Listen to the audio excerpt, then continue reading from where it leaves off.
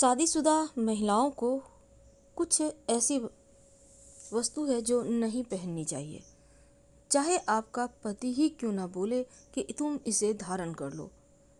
आखिर वो कौन सी विवाहित महिलाओं को कौन सी 16 श्रृंगार में से वो कौन सी सामग्री है जो नहीं धारण करना चाहिए। वैसे तो 16 श्रृंगार की महिमा बहुत है, लेकिन कुछ ऐसी वस्तु है जिसको धारण करने की शास्त्रों में मनाही है। तो आज हम आपको विस्तार से बताएंगे। प्रत्येक महिला या फिर प्रेमी या पति के सामने खूबसूरत दिखने के लिए श्रृंगार करती हैं। आज सजने संवरने से पहले आपको 16 श्रृंगार के महत्व के बारे में भी बताएंगे और वो कौन सी वस्तुएं हैं। 5 वस्तु ऐसी है जो आपको भूल कर भी धारण नहीं करनी चाहिए। खासकर देखिए, भारत में जो विवाहित महिलाएं हैं खास पर्व त्योहार पर 16 श्रृंगार जरूर करती हैं। प्राचीन काल में जो रानी महारानी होती थी वो लोग करती थी 16 श्रृंगार, लेकिन अब लगभग हर महिला करवा चौथ हो, तीज हो या फिर दुर्गा पूजा हो, श्रृंगार करना नहीं भूलती। तो महिलाओं की 16 श्रृंगार की वस्तु में कौन कौन सी है, पहले हम आपको इनके बारे में बता दें, फिर कुछ खास सिंदूर से जुड़ी जानकारी भी देंगे और वो कौन सी चीज़ें हैं जो धारण नहीं करनी चाहिए। तो 16 श्रृंगार की वस्तु क्या है। सबसे पहला है बालों में तेल लगाना। बालों को हल्का सा, ज़्यादा नहीं, जब आप बालों को धोती हैं उसके बाद कहा जाता है थोड़ा सा तेल जरूर लगाइए। बिंदी यानी कुमकुम या बिंदी अपने माथे पर लगाती हैं। शास्त्रों में इसे बहुत पवित्र माना गया है।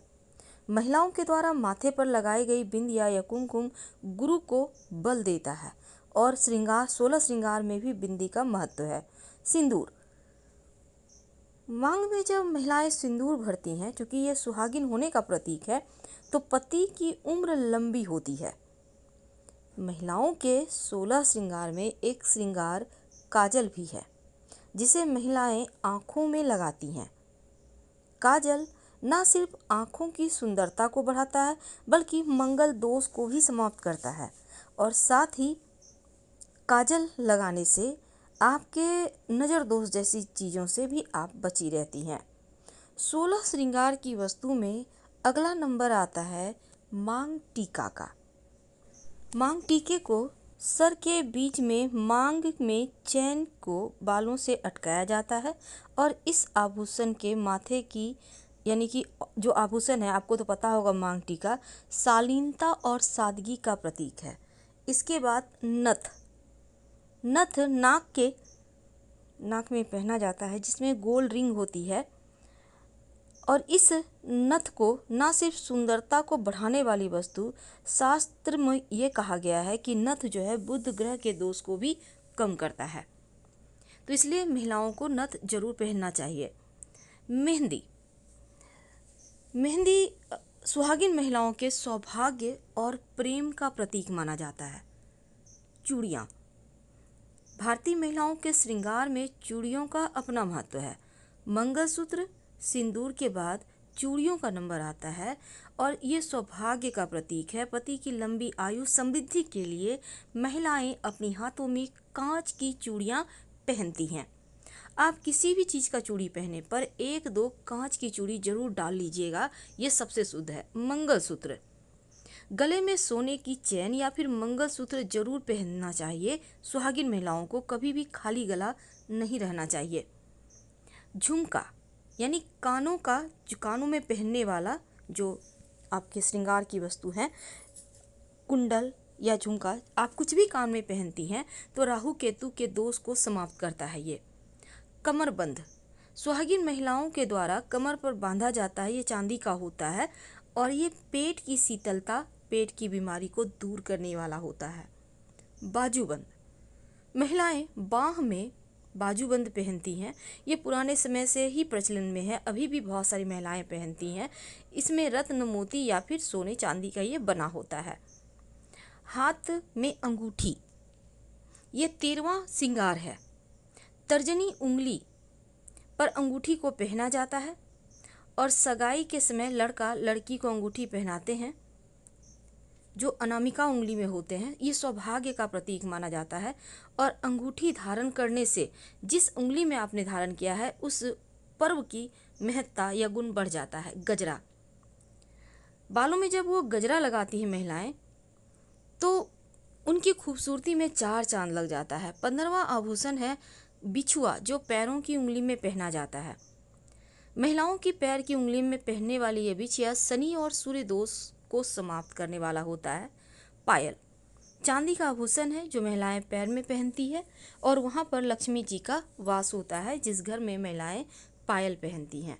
तो ये थी 16 श्रृंगार की महिमा। तो ये तो थी 16 श्रृंगार की, लेकिन सिंदूर के बारे में 10 बातें जो आपके लिए जानना आवश्यक है। देखिए, अपनी मांग में सिंदूर को बालों से कभी भी मत छुपाइए, ये पति पर बुरा असर डालता है। मांग के बीच में सिंदूर लगाने से पति की उम्र लंबी होती है। अगर आप बीच मांग में सिंदूर ना लगाकर किनारे लगाती हैं तो आपके पति भी आपसे किनारा कर लेंगे। बालों में सिंदूर नहीं लगाना चाहिए, जब भी लगाएं सर पर लगाएं। नहाने और बाल धोने के कुछ देर बाद ही सिंदूर लगाएं तो उत्तम है। ये नहीं कि नहा कर आए तुरंत लगा लिए, नहीं, थोड़ा सा रुक जाइए, कपड़े वगैरह पहनिए, फ्रेश होइए, फिर लगाइए।